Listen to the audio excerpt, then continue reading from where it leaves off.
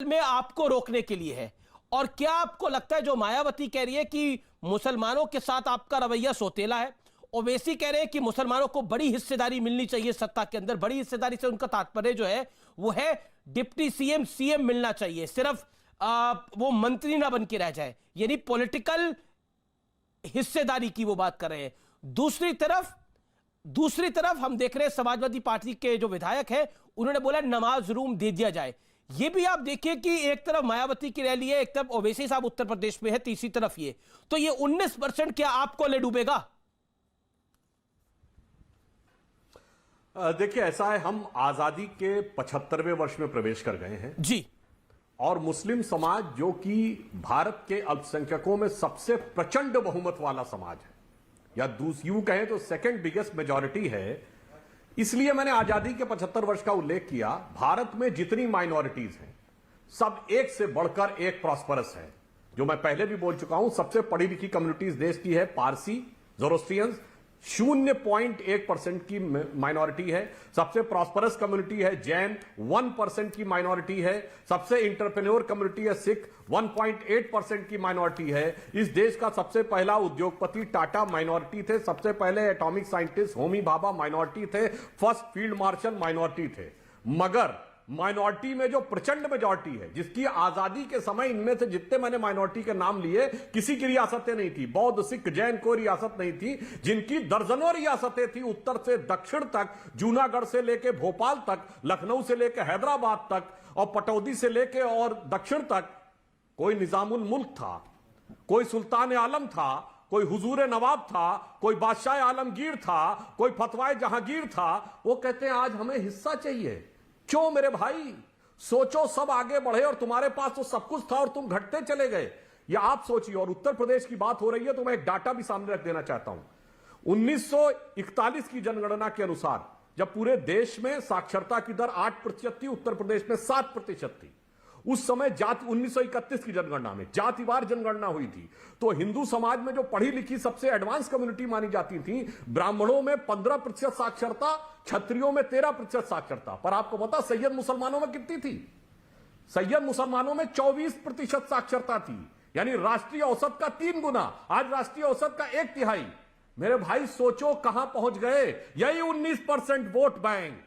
बस सब vote bank समझते रहे और आप सेक्युलरिज्म के जाल में ऐसे उलझते रहे कि मैं एक पंक्ति कहकर समाप्त करूंगा कि जो कल हुक्मराने वक्त थे आज मजलूम हो गए, क्योंकि सेक्युलरिज्म के जाल में ऐसे फंसे कि खुद से उल जलूल हो गए।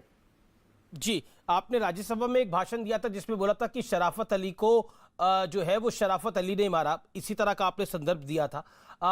मैं एक सवाल आपसे पूछना चाहता हूं एमएच खान, क्योंकि आज बहुजन समाज पार्टी की मुखिया मायावती जी ने स्पष्ट शब्दों ने बोला कि भारतीय जनता पार्टी सौतेला व्यवहार करती है मुसलमानों के साथ। समाजवादी पार्टी तो और आगे बढ़ गई। समाजवादी पार्टी ने बोला कि विधानसभा में कमरा दे दिया जाए नमाज पढ़ने के लिए। ओवैसी साहब की पार्टी तो और आगे बढ़ गई, बोला कि सिर्फ कमरा नहीं, सिर्फ हिस्सेदारी नहीं, बड़ी हिस्सेदारी, यानी मुख्यमंत्री या उप मुख्यमंत्री बनाइए तभी मुसलमान वोट करेगा। बताइए। देखिए अमीश देवगन जी, सबसे पहले तो मैं कहूंगा बहुजन समाज पार्टी का नारा है सब जन हिताय सब जन सुखाय, सबको साथ लेकर चलने वाली पार्टी है।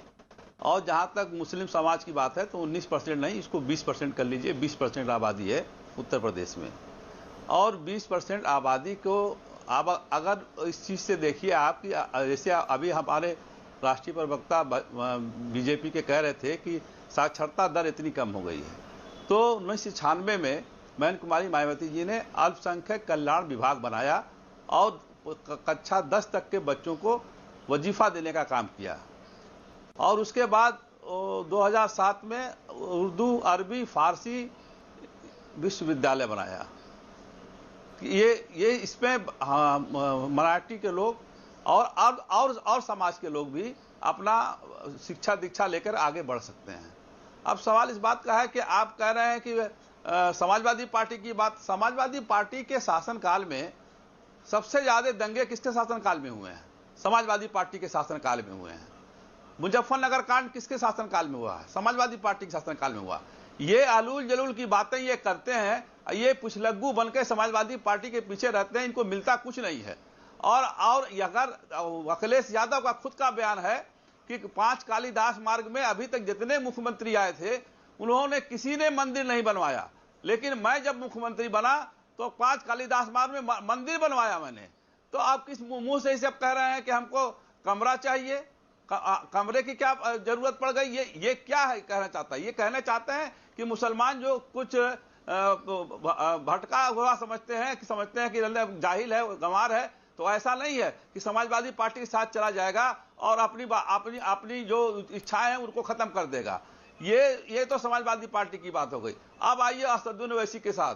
असदुद्दीन ओवैसी के साथ यहाँ एक कारपोरेटर नहीं है और हिस्सेदारी कह रहे हैं सीएम डीएम चाहिए।